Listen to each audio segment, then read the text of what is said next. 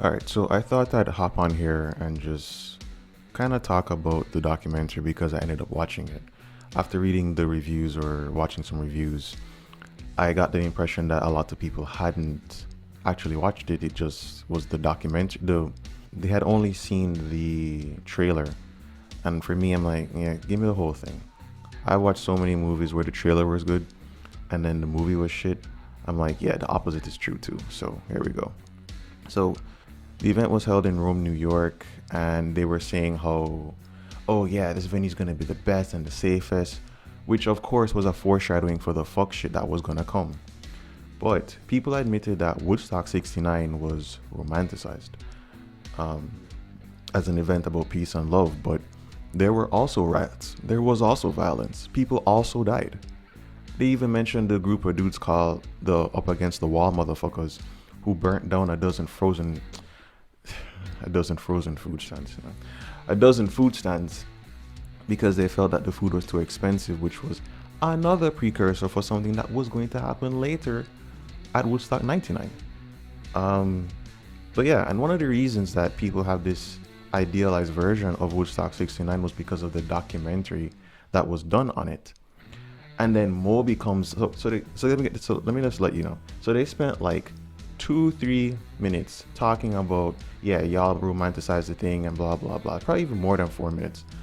And then Moby comes on and literally says, oh yeah, Woodstock 69 was so dreamlike and amazing, it was almost like it wasn't real. I swear, they make Moby look like a right fool throughout this whole thing. Whether they know it or not, my perception of him was like, yo, this dude does not know what he's talking about. But anyway, so then Moby says everyone seemed angry and hot. But 15 minutes earlier in the documentary, it's topless chick number 44 screaming, Woodstock 99, baby, yeah. And everyone looks happy around, and people are drinking and having a great time and blah blah blah. This was Friday, right? That's the first day. On Sunday, the crowd was like stagnant and had the energy sucked out of them. But I don't know, dude. It's weird. And then when you look for the footage for Moby saying that people are angry and hot, there was none. They didn't present any. Anyway, so the best part of the show came on 24 minutes in. It's DMX rapping My Niggas. And the white people, the sea of white people scream back My Niggas. I love it. I was like, yo, this is so amazing. And then what? So then the music gets all dark and sad, and they have a token black dude on the whole fucking. I mean, I don't know, man. It's like you send this guy out to be the representative of black people, and then talks about like, hey, when this was going on, did anyone consider how black people felt at the time? And I'm like, is this dude really fucking serious? Like, DMX literally raps the line before My Niggas and then points the mic at the crowd to say My Niggas. What are they gonna do? My N-word? Like, what do you... And I don't even think he was offended. You know what I'm saying? Like, he's just performing. He's the one dictating what to do. And there you have it. So, I don't know, man. Like, the fact that they tried to spin it to make it seem like, hey, was that really okay for a whole bunch of white people to do that? And it's like, well, I don't know. A whole bunch of them went and did it. Are you going to prosecute them for it? To me, it's like, dude, come on, man. Like, there's actual racists out there. That's the problem. So, to me, I don't really see this as like, as a black dude, I'm like, I'm sorry. This was hilarious to me, not worrying. Anyway, so then they talk about how women were exploited because cameramen kept zooming in on tits and everything. And while, yes, it was overdone, if the women have them out by choice, I don't get it.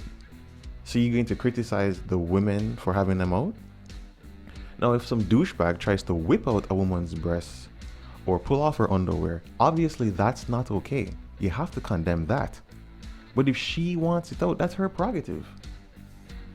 I don't know, this double standard there is really confusing. It didn't really make any sense to me. But shout out to Dexter Holland and Offspring, who like legit got on the mic before they played and they were like, yo, and they were saying like, yo, they cut out the abuse. Like, that was really fucking cool. I really respected that. Because there were a ton of sexual assaults. I mean, it was so bad that a lady featured on the documentary made a website to reach out in support. There's some really fucked up people that were there, and I don't think that they saw a day in prison. So John Davis spoke about his performance and that he went so hard that he needed oxygen and bags of ice to calm him down and cool him down. There was a well-experienced EMT that was on the documentary, and he said that Woodstock was worse than Katrina because of heat stroke and the lack of access to water. I believe 3 or 4 people died at Woodstock, and for Katrina, it's estimated that over 1,800 people died. To be fair, maybe he was in like Alabama or Georgia where only 2 people died, but yeah, so that was a weird comparison. Right, so the price of beer and the price of water were both $4, but the organizers said that there was access to free water because they had set it up with the city council, but apparently people bathed in the water containers and the porta potties were, well, shit. So speaking of shit, apparently if you're white, you like to take musical genres that aren't yours and fuck it up. And this is all white people, apparently. Fuck the subtleties. You know, and the Asians and the Latinos who also performed metal. Nope, it's just the monolith called white people. And this is kind of the thing. For me, I was raised to think that discrimination against any race, shade thrown on any race, is racism. But apparently the rules are different. I don't know. Y'all can deal with your little victimhood bullshit stuff. I hate it. I really don't. I don't get it, right? I mean, when black people get reduced to stereotypes, everyone calls that out, which they should. But wouldn't I have to keep the same energy for every race, every sex, gender, sexuality? I don't know, maybe I'm crazy or something. So anyway, Moby, the enlightened one, is baffled at how we moved from Nirvana to Kid Rock calling Monica Lewinsky a hoe. But again, 10 seconds earlier, he was saying that metal used to be fun. Yeah, hair metal used to be fun. It was about partying and sex. There were no philosophical musings other than your girl being your cherry pie. If you reduce nu metal to Kid Rock, you just don't care about being honest as far as I'm concerned. We moved from Nirvana to Rage, Korn, Linkin Park. Kid Rock borrowed the genre, just like Tommy Lee and just like Metallica. They weren't pioneers. The douchebags of their lifetime and mine hop onto trends. How the fuck Moby don't know that? Because he's not being genuine.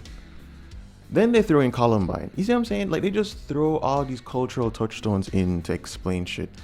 It's like, dude, anyway, whatever. So yeah, so Columbine happened 3 months before Woodstock, and we are still blaming the music for Columbine, despite the fact that we now know, reading the journals of the dudes, they liked a whole bunch of different artists. Like, they blamed it on Marilyn, and it wasn't even his fault. He wasn't even that big of a Marilyn Manson fan.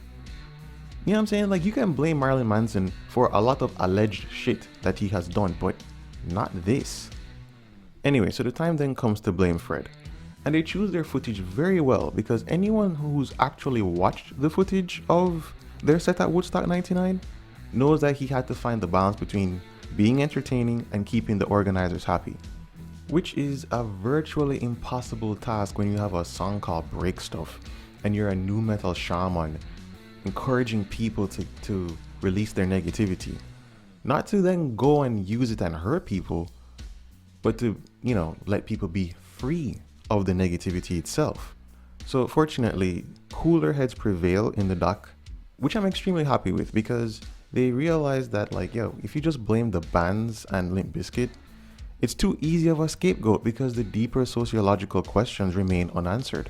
Unfortunately, it was still spun in the direction of white dudes, but dude, everyone is angry. Everyone was angry and everyone is angry. You think Karen isn't angry? You think black people aren't angry? For fuck's sake, y'all made a stereotype out of it. So it just so happens that at this place in 99, just like in 69, people were pissed. And they still are. Then they blame old people, the boomers, for forcing Woodstock down Gen Xers' throats. Give me a break, dog. I mean, you wanted to see Jewel and Jamiroquai and Limp Bizkit. If your favorite artists were playing a show 10 minutes down the road, wouldn't you go?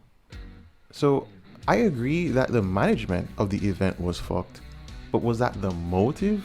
Forcing culture down your throat or giving you the shit you didn't know you wanted but somehow still played over $100 for?